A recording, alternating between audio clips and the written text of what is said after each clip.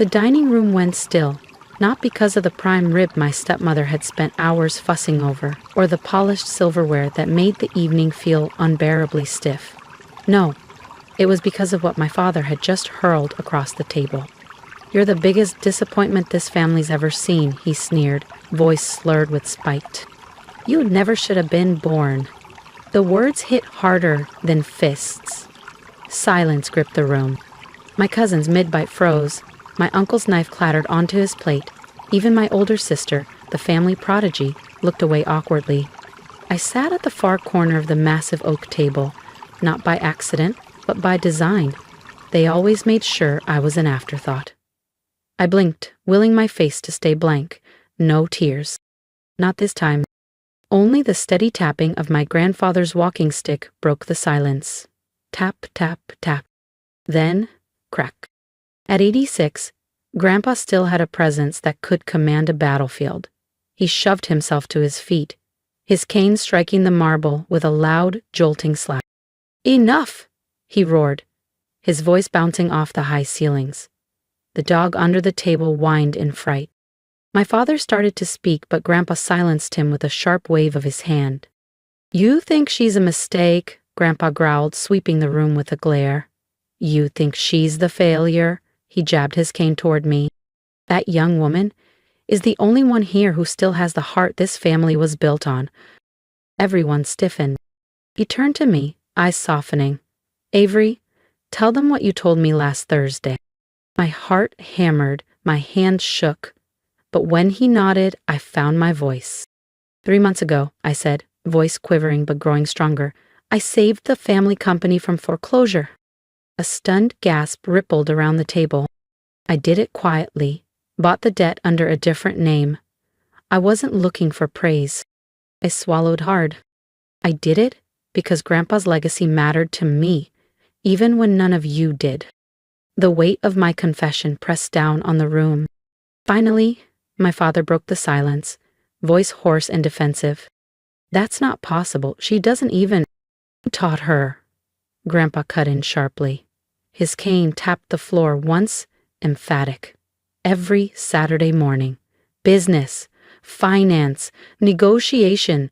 While you were all too busy ignoring her, I was teaching her to lead." The room shifted.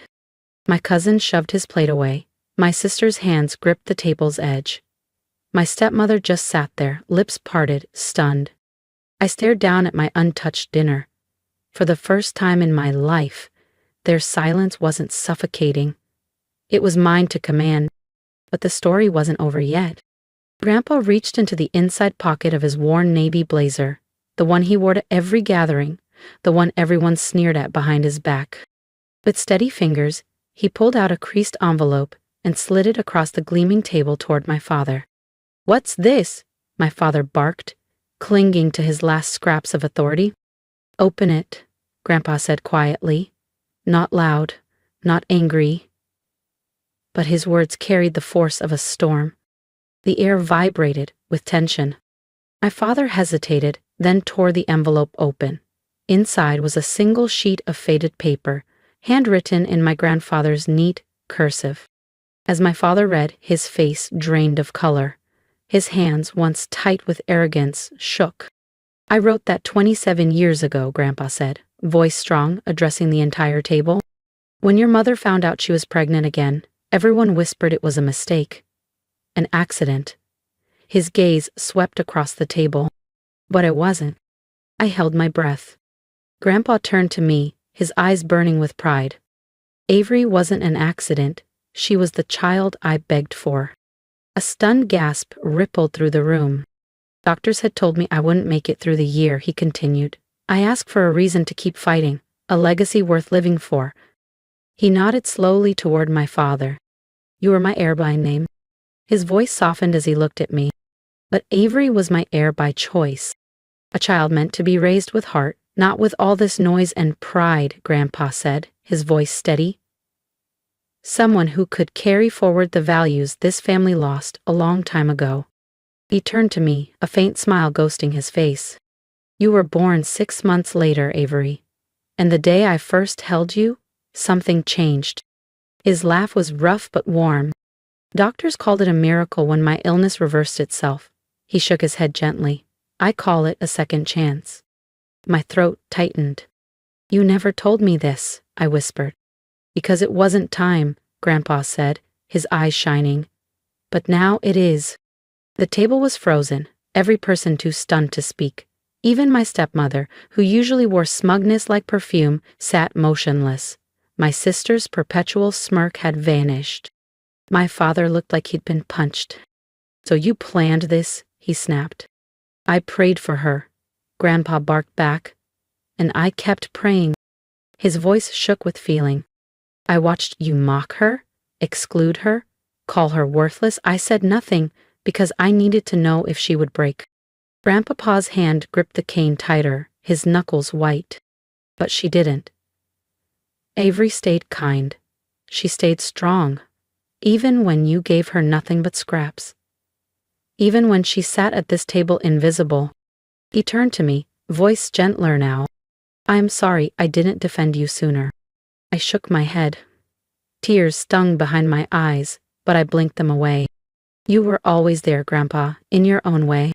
A different kind of silence fell, heavier, more ashamed. My cousins avoided my gaze.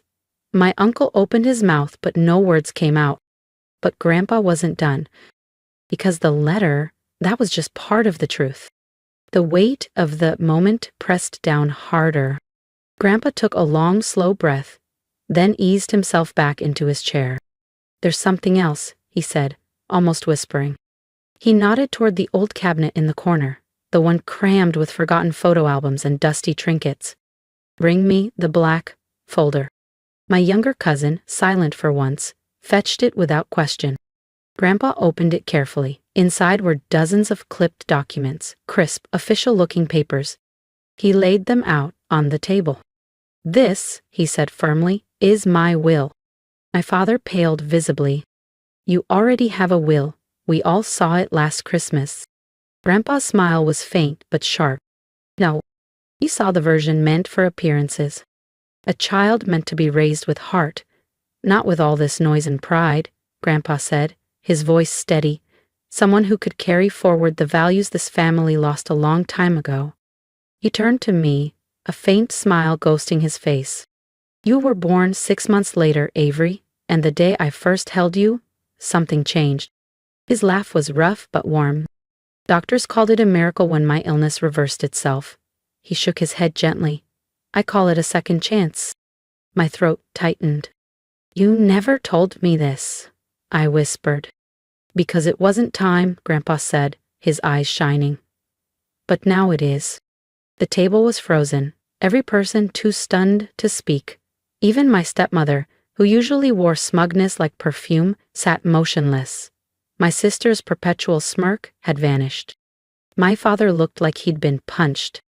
So you planned this, he snapped. I prayed for her, Grandpa barked back. And I kept praying. His voice shook with feeling. I watched you mock her, exclude her, call her worthless. I said nothing, because I needed to know if she would break. Grandpa's hand gripped the cane tighter, his knuckles white. But she didn't. Avery stayed kind, she stayed strong, even when you gave her nothing but scraps, even when she sat at this table invisible. He turned to me, voice gentler now. I'm sorry I didn't defend you sooner. I shook my head. Tears stung behind my eyes, but I blinked them away. You were always there, Grandpa, in your own way. A different kind of silence fell, heavier, more ashamed. My cousins avoided my gaze. My uncle opened his mouth, but no words came out. But Grandpa wasn't done. Because the letter, that was just part of the truth. The weight of the moment pressed down harder. Grandpa took a long, slow breath, then eased himself back into his chair. There's something else, he said, almost whispering. He nodded toward the old cabinet in the corner, the one crammed with forgotten photo albums and dusty trinkets. Bring me the black folder. My younger cousin, silent for once, fetched it without question. Grandpa opened it carefully. Inside were dozens of clipped documents, crisp, official-looking papers. He laid them out on the table. This, he said firmly, is my will. My father paled visibly. You already have a will. We all saw it last Christmas. Grandpa's smile was faint but sharp. Oh, you saw the version meant for appearances. No, Grandpa said, his voice cutting clean through the tension. You saw the will I wanted you to see. The real one was updated 6 months ago. Why? My aunt whispered, her voice cracking. Why would you hide that from us? He didn't answer her. His gaze was fixed only on me. I made the changes the day Avery saved the company, he said simply. My heart thudded painfully in my chest. Yipping. Grandpa nodded, a small, proud smile forming. You're the sole heir now. The room exploded. My uncle shot up from his chair. That's ridiculous. My stepmother gasped audibly. She's not even qualified. My sister barked. She's a barista, for God's sake. But Grandpa slammed his hand against the table with a force that silenced them all. Enough. His eyes were sharp, unyielding. She's the only one who deserves it. I watched all of you waste every opportunity I gave you. You wore the family name like a trophy, but none of you honored it. He turned his gaze to my father, and it was ice. You taught your daughter shame. His voice broke slightly. I taught her strength, and now Avery will carry this name into the future. I sat frozen, the weight of his words almost too much to absorb. Me? The heir? The one they had always treated like a mistake? You made me executor of the fake will? My father growled through clenched teeth. No, Grandpa snapped back. I made her executor of the real one. A visible shudder passed through my father. He said nothing more because somewhere deep down he knew he had already lost. But I wasn't gloating. I didn't feel superior. I just felt complete. For the first time in my life, I felt seen, respected, like I hadn't endured the isolation for nothing. And yet, Grandpa wasn't finished. There's one more thing, he said, a glimmer of something in his eye. He reached beneath his chair and pulled out a small wooden box, the same battered box I'd once seen him weep over, back when I was too young to understand. The box creaked open in his weathered hands. It looked plain, smooth wood, no lock, no markings. But I remembered. I was 8 years old the first time I saw it, hidden away in his study. I remembered the glimpse of photographs, the quick, gentle way he had closed it again. One day, you'll understand, he had whispered then. That day had finally come. He set the box before me, his hand steady despite the tremor in his fingers. Go on, Avery. I brushed my fingers over the lid and opened it. Inside were bundles of letters tied with faded twine, yellowed photos, and a small velvet pouch. I picked up the first letter carefully. It was my mother's handwriting. I glanced up, startled. Across the table, my stepmother sat stiffly, her gaze locked on her plate, her face a mask of unreadable emotion. The letter trembled in my hands. It was addressed to Grandpa, written on the day I was born. I don't know if I'm ready for this, it began. I'm scared. But she has your eyes, Papa, and your fire. My throat tightened painfully. If I fail, please raise her right. Not to chase wealth, not to chase perfection, but to be kind. Beneath the letter, tucked neatly, were photos. Moments I hadn't even known were captured. Me, at 5 years old, gripping Grandpa's hand outside a corner bakery. Me, beaming with paint-smeared cheeks at a school art fair. Me curled asleep on his chest, a dusty old novel open in his lap. He had kept everything. I never showed these to anyone, Grandpa said softly. They would have laughed. Mocked you more. His voice thickened with emotion. But I kept them because every time you smiled through their cruelty, Avery, I saw hope. I opened the velvet pouch, hands trembling. Inside was a gold pendant. Tiny, delicate, engraved with one word, legacy. I looked up, blinking back tears. You gave this to Grandma, I whispered. Grandpa nodded. And now it's yours. Why me? I asked, my voice almost breaking. Because you listened, you learned, you never took shortcuts, you never needed praise to do what was right. And that, he smiled gently, that's leadership. Across the table, the silence shifted. It was no longer smug or cruel. It was heavy, ashamed. But I didn't want revenge, not truly. That had never been the point. I rose to my feet, holding the pendant tight. "Grandpa's will stands," I said. "That's not changing." A ripple of shock moved through the room. Even Grandpa blinked, surprised. "But I'm not kicking anyone out. I'm not stripping anyone's titles or homes." I let my gaze find my father's. "I'm not here to punish you." My voice was steady. "I just want you to know, I didn't fail. You did. You failed to see me, and now that burden is yours to carry." I turned back to Grandpa, my voice softening. "But I see you, and I'll protect what you built. Not just the company, the heart of it." He smiled, and a small, proud, bittersweet smile. And just when I thought the storm had passed, Grandpa cleared his throat. "One more thing, Avery," he said, his voice low. "Before I go." Grandpa reached into the wooden box once more and pulled out a weathered, sealed envelope. "This isn't about money, Avery," he said quietly. "It's about blood." My chest tightened. The envelope looked even older than the others, its edges brittle, its seal faded but still unbroken. Grandpa cradled it carefully, as if it carried a pulse. "This," he said, his eyes locking onto mine, "was never meant to be opened unless absolutely necessary." He paused, the weight of the moment crushing the room into stillness. "And tonight is that moment." I swallowed hard, heart hammering against my ribs. All eyes were fixed on us, no one daring to move or speak. Across the table, my father's face had turned a sickly white. My stepmother sat stiff, her knuckles bone pale against the edge of her chair. Grandpa broke the seal with trembling hands and unfolded a single fragile page. His voice, however, was unwavering.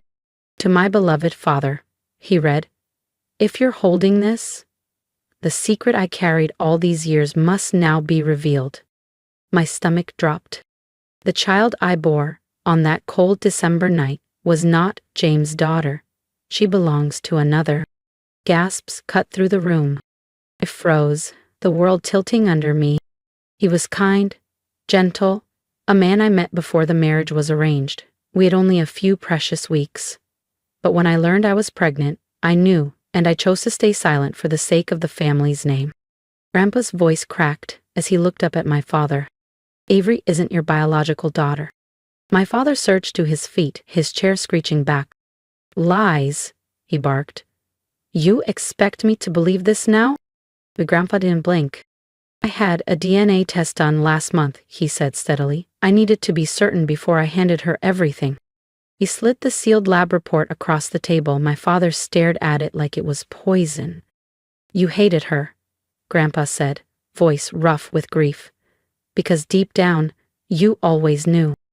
"Finally," my stepmother whispered hoarsely, "I loved him, but I stayed for the family."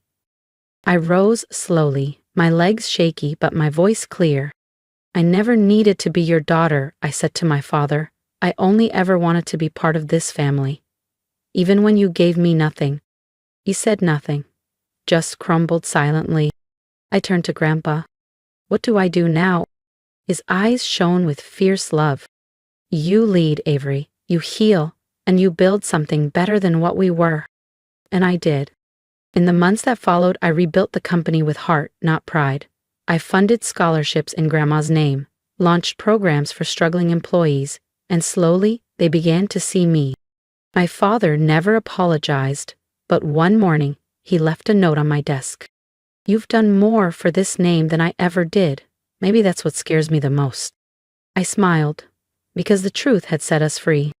I was never their mistake. I was the miracle they never deserved, but the one they desperately needed. If my story resonated with you, I would love to hear your thoughts. Please leave a comment below. Your support means more than you know. Together, we can build a community where kindness, resilience, and quiet strength are seen and celebrated. Your words matter, just like you do.